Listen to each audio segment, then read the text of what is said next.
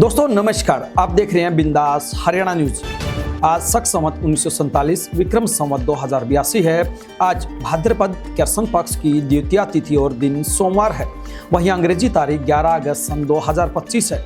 आज द्वितीया तिथि सुबह 10:24 पर खत्म हो जाएगी और उसके बाद तृतीया तिथि शुरू हो जाएगी।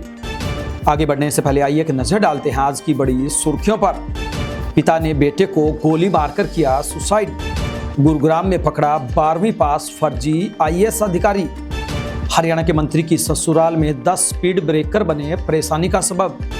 आर्मी चीफ का बड़ा बयान, बोले जल्द हो सकता है अगला युद्ध। दीपेंद्र हुड्डा का बड़ा आरोप, बीजेपी वोट चोरी कर आई सत्ता में। बिना बुलाए शादी या पार्टी में गए तो होगी 2 साल की जेल। मोदी ने ट्रंप को दिया 2 टूक जवाब। नारनौल में कोबरा सांप के काटने से बच्ची की गई जान। रॉबर्ट वाड्रा पर लगा 58 करोड़ की अवैध कमाई का आरोप। बीजेपी सांसद बोले विपक्ष है आतंक फैलाने वालों के साथ। हरियाणा में फिर आए भूकंप के झटके। जयप्रकाश उर्फ जेपी ने लगाए बीजेपी पर बड़े आरोप।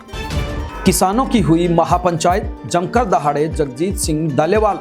किसान नेता बोले यह नस्ल व फसल की लड़ाई है।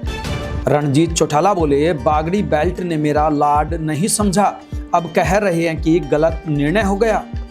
कांग्रेस एमएलए ने तिरंगा यात्रा पर उठाए सवाल। बताएंगे आज कैसा रहेगा आपके इलाके में मौसम का मिजाज।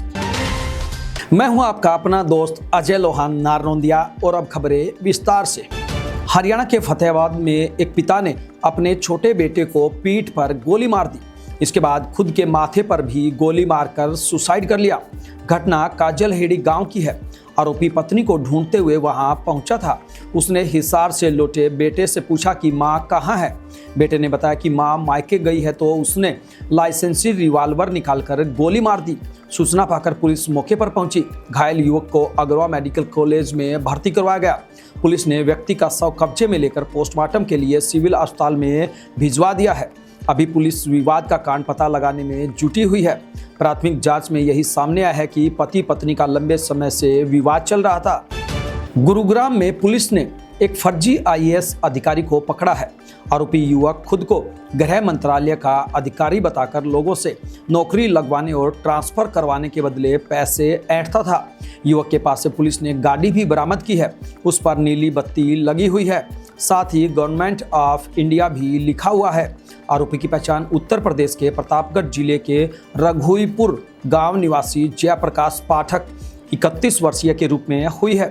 पूछताछ में सामने आया है कि वह 12वीं पास है। थाना पालम विहार पुलिस ने युवक के खिलाफ फर्जी अधिकारी बनकर लोगों से धोखाधड़ी करने, आर्म्स एक्ट समेत विभिन्न धाराओं में केस दर्ज कर लिया है। कोर्ट में पेश कर उसे 2 दिन के रिमांड पर लिया गया है। आरोपी से पूछताछ की जा रही है। हिसार के गांव आर्यनगर में इन दिनों रातों रात बने स्पीड ब्रेकर चर्चा का विषय बने हुए हैं। इनमें कुछ पर ना तो सफ़ेद पट्टी बनाई गई और ना ही इनकी ऊंचाई को कोई मापदंड रखा गया है। ऐसे करीब 10 स्पीड ब्रेकर पूरे गांव में बनाए गए हैं। इनसे रोजाना हादसे हो रहे हैं। कल ही हादसे में एक परिवार ने अपना इकलौता चिराग खो दिया। मज़ेदार बात यह है कि ग्रामीण नहीं जानते कि ये स्पीड ब्रेकर किसने बनाए हैं। बस इतना कहते हैं कि यह गांव हरियाणा के पीडब्ल्यूडी मंत्री रणवीर सिंह गंगवा की ससुराल है। मंत्री का गांव गंगवा यहां से 6 किलोमीटर की दूरी पर है। मंत्री ने ही ये ब्रेकर बनवाए होंगे। उधर विभागीय अफसरों का इतना तो कहना है कि ठेकेदार ने बनवाए होंगे। किसके आदेश पर? इस पर केवल यही कहते हैं कि नियमों को चेक कर लेते हैं। वहीं जब इस बारे में पीडब्ल्यूडी मंत्री रणवीर सिंह गंगवा से पूछा गया तो उनका कहना था कि हादसों का क्या है, हादसे तो रोजाना रोड पर होते ही रहते हैं। भारत के थल सेनाध्यक्ष जनरल उपेंद्र द्विवेदी ने पाकिस्तान से जल्द ही दोबारा युद्ध होने की आशंका जताई है। उन्होंने कहा कि अगला युद्ध जल्द हो सकता है, हमें उसी के मुताबिक तैयारी करनी होगी और इस बार हमें यह लड़ाई मिलकर लड़नी होगी। इसके अलावा ऑपरेशन सिंदूर को लेकर जनरल द्विवेदी ने कहा कि ऑपरेशन सिंदूर के दौरान सरकार ने हमें फ्री हैंड दिया था। ऑपरेशन में हम चेस खेल रहे थे। हमें नहीं पता था दुश्मन की अगली चाल क्या होगी और हम क्या करने वाले हैं। ऐसे ही PAK को भी हमारी चाल का नहीं पता था। जनरल द्विवेदी ने कहा कि इसे ग्रे जोन कहा जाता है। इसका मतलब है कि हम पारंपरिक ऑपरेशन नहीं कर रहे हैं। थल सेनाध्यक्ष ने 4 अगस्त को IIT मद्रास में अग्निशोध इंडियन आर्मी रिसर्च सेल यानी कि IARC के उद्घाटन के दौरान यह बात कही थी। इसका वीडियो आज सामने आया है। गुरुग्राम में कांग्रेस के युवा प्रदेश अध्यक्ष निशित कटारिया के नेतृत्व में 450 से ज्यादा पदाधिकारियों ने शपथ ली। इसमें रोहतक के सांसद दीपेंद्र सिंह हुड्डा चीफ गेस्ट बनकर पहुंचे। वहीं कांग्रेस प्रदेश अध्यक्ष प्रवक्ता के रूप में शामिल रहे। कार्यक्रम के दौरान अपने संबोधन में सांसद दीपेंद्र सिंह हुड्डा ने कहा कि भाजपा ने शाम दाम दंड भेद की राजनीति कर हरियाणा में सरकार बनाई थी, वोट चोरी किए थे, इससे चोट जरूर पहुंची लेकिन हम टूटे नहीं। कार्यकर्ता फिर से एकजुट हैं, अगली बार पिक्चर हिट होकर ही रहेगी। इससे पहले कांग्रेस प्रदेश अध्यक्ष चौधरी उदयवान ने कहा था कि राहुल गांधी ने चुनाव आयोग को कपड़े उतारकर नंगा कर दिया है। उन्होंने कहा कि हरियाणा में चुनाव चोरी किया गया था, इसके पर्याप्त सबूत भी मौजूद हैं। आप कभी जीवन में बिन बुलाए मेहमान बने हैं? अरे फरी का खाना खाने के दोस्त के साथ यूं ही किसी शादी पार्टी में घुसे हैं? अगर हाँ तो दोबारा ऐसा मत कीजिएगा, क्योंकि पकड़े जाने पर 2 साल की सजा हो सकती है। अक्सर लोग मजाक में या शौकिया तौर पर शादियों में बिना बुलाए पहुंच जाते हैं। कुछ लोग पकड़े न जाने के लिए जमकर डांस करते हैं, इसके बाद मस्ती मजाक करते हैं, खाते पीते हैं और निकल जाते हैं। कई बार होस्ट सब कुछ जानते हुए भी इग्नोर कर देते हैं। हालांकि होस्ट चाहे तो ट्रेसपासिंग यानी अनऑथराइज्ड एंट्री का केस दर्ज करवा सकते हैं। दरअसल किसी के घर, टेंट या जहाज में उसकी जानकारी के बिना घुसने पर BNS की धारा 330 लागू होती है। इसका दोषी पाए जाने पर अब 2 साल की सजा हो सकती है। प्रधानमंत्री नरेंद्र मोदी ने अमेरिकी राष्ट्रपति डोनाल्ड ट्रंप को उनका नाम लिए बिना जवाब दिया है। मोदी ने बेंगलुरु में कहा कि भारत दुनिया की तेजी से बढ़ती इकोनॉमी है। हम 10वें नंबर से टॉप 5 में आ गए हैं, जल्द ही टॉप 3 में आएंगे। ये ताकत रिफॉर्म, परफॉर्म और ट्रांसफॉर्म से मिली है। देश की उपलब्धियों का परचम आसमान में लहरा रहा है। दरअसल अमेरिकी राष्ट्रपति ने 31 जुलाई को भारत पर 25% टैरिफ लगाते हुए भारत और रूस को डेड इकोनॉमी बताया था। ट्रंप ने कहा था कि भारत और रूस अपनी अर्थव्यवस्था को साथ ले डूबे, मुझे क्या। इसके अलावा ऑपरेशन सिंदूर को लेकर पीएम मोदी ने कहा कि भारतीय सैनिकों की आतंकियों और पाकिस्तान को घुटने में लाने की क्षमता को पूरी दुनिया ने देखा है। इसकी सफलता के पीछे हमारी टेक्नोलॉजी और मेक इन इंडिया की ताकत है। इसमें बेंगलुरु के युवाओं का भी बहुत बड़ा योगदान है। हिसार के नारनौल में कोबरा के काटने से एक बच्ची की जान चली गई। रात करीब 2:30 बजे बेड पर सोते वक्त बच्ची को कोबरा ने काट लिया। बच्ची रोने लगी तो परिजन उठे। उन्होंने देखा कि बच्ची की आंख और नाक के पास सूजन थी। इसी दौरान उन्होंने आंगन में एक कोबरा सांप को जाते हुए देखा। परिजन तुरंत बच्ची को नारन के नागरिक अस्पताल ले गए। वहां से डॉक्टरों ने उसे जींद रेफर कर दिया। जींद के नागरिक अस्पताल में डॉक्टरों ने बच्ची को मृत घोषित कर दिया। बच्ची अर्पिता नारनौल के वार्ड नंबर 6 की रहने वाली थी। आइए बात करते हैं रॉबर्ट वाड्रा से जुड़ी बड़ी खबर की। जी हाँ, ईडी ने अपनी चार्जशीट में दावा किया है कि कांग्रेस सांसद प्रियंका गांधी के पति रॉबर्ट वाड्रा ने 58 करोड़ रुपए अवैध रूप से कमाए हैं। उन्होंने इस रकम का इस्तेमाल प्रॉपर्टी खरीदने और इन्वेस्टमेंट में किया है। साथ ही अपने ग्रुप की कंपनियों को लोन दिया और उनके कर्ज चुकाने में भी साथ दिया। न्यूज एजेंसी ANI ने ईडी के हवाले से बताया कि वाड्रा को करीब 5 करोड़ रुपए blue bridge trading private limited यानी कि BBTPL के जरिए मिले थे। बाकी 53 करोड़ रुपए स्काईलाइट हॉस्पिटैलिटी प्राइवेट लिमिटेड यानी कि SLHPL के जरिए आए।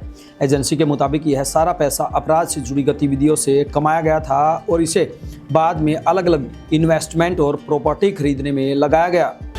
भिवानी में भाजपा सांसद चौधरी धर्मवीर सिंह ने राहुल गांधी के वोट चोरी के आरोपों को खारिज कर 60 साल के कांग्रेस राज पर सवाल उठाए। उन्होंने भिवानी में अपने आवास पर जनता की समस्याएं सुनी और विपक्ष के आरोपों और हंगामे पर जवाब दिया। साथ ही हरियाणा में बढ़ते अपराध और कई जिलों में जल भराव की समस्या पर भी उन्होंने अपनी चिंता जताई। सांसद ने खाप पंचायतों से सक्रिय होकर अपराध रोकने की अपील भी की। सांसद चौधरी धर्मवीर सिंह ने कहा कि पहलगाम आतंकी हमले के बाद विपक्ष बार बार संसद सत्र बुलाने की मांग करता रहा। सत्र शुरू होने और अवधि बढ़ाने के बाद भी विपक्ष हंगामा करके काम नहीं होने देता। मणिपुर हिंसा पर विपक्ष सवाल उठाता था, लेकिन जब संसद में मणिपुर पर बिल आया तो अब चर्चा करने को तैयार नहीं है। उन्होंने यह भी कहा कि जब रोहिंग्या और बांग्लादेशी लोगों के वोट काटे गए तब विपक्ष देश के बजाय आतंक फैलाने वालों का साथ दे रहा है। सांसद ने विपक्ष से कहा कि वे देश के विकास, समस्याओं के समाधान और राष्ट्र के विकास के लिए सुझाव दें। हरियाणा के झज्जर में भूकंप के झटके लगे। भूकंप की तीव्रता रिएक्टर स्केल पर 3.1 मापी गई। भूकंप का केंद्र झज्जर का गांव बीड़ सुनार रहा। जमीन से 10 किलोमीटर की गहराई में हलचल हुई। इससे लोगों के घरों में दरारें आ गई। गांव बीड़ सुनार के यशपाल ने कहा कि मैं जानवरों को पानी दे रहा था, उसी वक्त झटका महसूस हुआ और गार्डरों से तेज आवाज़ सुनाई दी। भूकंप आने के बाद से घर के दरवाजे ठीक से बंद नहीं हो रहे।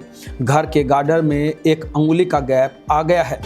हिसार में लोकसभा सांसद जयप्रकाश उर्फ जेपी ने कहा कि राहुल गांधी द्वारा वोट चोरी का मुद्दा उठाए जाने के बाद चुनाव आयोग ने 3 राज्यों की सूची को वेबसाइट से हटा दिया है। उन्होंने दावा किया कि हरियाणा में भी इसी तरह की वोट चोरी सामने आएगी। हिसार PWD रेस्ट हाउस में पत्रकारों से बातचीत में जेपी ने कहा कि हिसार लोकसभा चुनाव में भी वोटों की हेराफेरी की गई। मतदान के दिन वोट कम बताए गए और 5 दिन बाद संख्या बढ़ा दी गई। हमने विरोध किया, लेकिन किसी ने नहीं सुना। विधानसभा चुनाव में भी आंकड़े छिपाए गए और वोटिंग की तारीख बदलने के पीछे भी षड्यंत्र था। आइए बात करते हैं किसानों से जुड़ी बड़ी खबर की। जी हाँ, पानीपत में किसानों की महापंचायत हुई। भारतीय किसान यूनियन एकता सिद्धूपुर राजनीतिक के आह्वान पर इसराना की नई अनाज मंडी में किसान महापंचायत हुई। महापंचायत में मुख्य अतिथि के रूप में भारतीय किसान यूनियन एकता सिद्धूपुर के राष्ट्रीय अध्यक्ष जगजीत सिंह दलेवाल ने शिरकत की। कार्यक्रम का आयोजन यूनियन के हरियाणा अध्यक्ष अभिमन्यु सिंह कुहाड़ द्वारा किया गया। महापंचायत का संचालन राष्ट्रीय प्रवक्ता मनोज जागलान ने किया, जबकि अध्यक्षता जिला अध्यक्ष शमशेर पुनिया ने की। राष्ट्रीय अध्यक्ष जगजीत सिंह दलेवाल ने अपने संबोधन में केंद्र सरकार को संबोधित करते हुए कहा कि यह लड़ाई फसल और नस्ल की है। उन्होंने स्पष्ट किया कि यह किसी राजनीतिक पार्टी की लड़ाई नहीं है। देश का किसान अपने हकों के लिए एकजुट होकर लड़ रहा है। दलेवाल ने कहा कि यह पूरे देश के किसानों को कर्ज मुक्त बनाने की लड़ाई है। उन्होंने बताया कि किसान यूनियन सिद्धूपुर एक अराजनीतिक संगठन है। उन्होंने चेतावनी दी कि कुछ किसान संगठनों ने राजनीतिक जामा पहन लिया है, इसलिए उनसे सावधान रहने की जरूरत है। किसानों ने चेतावनी देते हुए कहा कि अगर 25 अगस्त तक उनकी मांगों को पूरा नहीं किया गया तो वो 25 अगस्त को दिल्ली में एक बड़ी रैली कर अपना शक्ति प्रदर्शन करेंगे। पूर्व उप प्रधानमंत्री स्वर्गीय देवीलाल के बेटे एवं पूर्व बिजली मंत्री रणजीत सिंह चौटाला ने सिरसा में कार्यकर्ता सम्मेलन का आयोजन किया। इस सम्मेलन में रणजीत सिंह ने कहा कि अब तो सिरसा जिले के सारे हलके ही सुने हो गए हैं, कोई संभालता ही नहीं है। पहले कोई तकलीफ होती तो मेरी कोठी पर आ जाते थे। मेरे 3 PA हाजिर रहते थे। पहला मंत्री था जो सीधा फोन उठाता था, नहीं उठा पाता तो बाद में कॉल करता था। मैंने ज़्यादा लाड कर लिया। बागड़ी बेल्ट ने उस लाड को समझा नहीं। अब कह रहे हैं कि गलत निर्णय हो गया। अभी 4 साल बाकी है, लंबा संघर्ष है।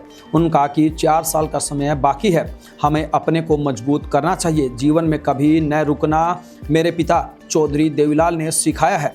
सच्चा जननायक वही है जिसके जीवन में संघर्ष का समय आता है। चौधरी देवीलाल की जयंती या समर्थी दिवस पर रैली करूंगा, उसमें पूरे हरियाणा से कार्यकर्ताओं को बुलाऊंगा। झज्जर जिले के बादली हलके से कांग्रेस विधायक कुलदीप वत्स ने भाजपा की ओर से निकाली जा रही तिरंगा यात्रा पर सवाल उठाए हैं। विधायक बोले कि तिरंगे का सम्मान करता हूं, लेकिन भाजपा ये बताए कि आज तक RSS के कार्यालय पर तिरंगा क्यों नहीं लहराया गया। यात्रा निकालकर ये ट्रंप द्वारा लगाए गए 50% टैरिफ जैसे बड़े मुद्दों को दबाना चाहते हैं। वहीं विधायक ने कहा कि 5 राज्यों के राज्यपाल रहे सत्यपाल मलिक को राजकीय सम्मान के साथ अंतिम विदाई न देकर उनका अपमान किया है। विधायक कुलदीप वत्स ने कहा कि पूर्व राज्यपाल सत्यपाल मलिक किसानों के हक की बात हो या फिर पुलवामा हमले की बात हो, उन्होंने सच बोला और भाजपा के खिलाफ बोलने का काम किया था। इसी कारण आज भाजपा ने सत्यपाल मलिक को राजकीय सम्मान के साथ विदाई न देकर जानबूझकर उनका अपमान किया है। विधायक ने कहा कि ये प्रोटोकॉल का उल्लंघन के साथ एक बड़ा अपराध भी भाजपा ने किया है। तो चलिए अब जानते हैं आपके शहर में आज कैसा रहेगा मौसम का मिजाज। हरियाणा में आज सुबह का तापमान 26 डिग्री है। हवा, नमी और अन्य मौसम की स्थितियों जैसे कारकों को ध्यान में रखते हुए तापमान 29 डिग्री जैसा महसूस हो सकता है। हरियाणा में सुबह बारिश की संभावना 100% है और हवा की गति 6 किलोमीटर प्रति घंटा रहेगी। दोपहर के समय तापमान 31 डिग्री है और यह 37 डिग्री जैसा महसूस होगा। 8 किलोमीटर प्रति घंटे की हवा की गति के साथ आर्द्रता लगभग 67% रहेगी। शाम का तापमान 31 डिग्री तक पहुंच जाएगा। हरियाणा में शाम के समय बारिश की संभावना 0% है। साथ ही हवा की गति 9 किलोमीटर प्रति घंटा रहने की संभावना है। ये थी बिंदास हरियाणा पर बड़ी खबरें। अब दीजिए आपके अपने साथी अजय लोहान नारनौंदिया को इजाजत। नमस्कार।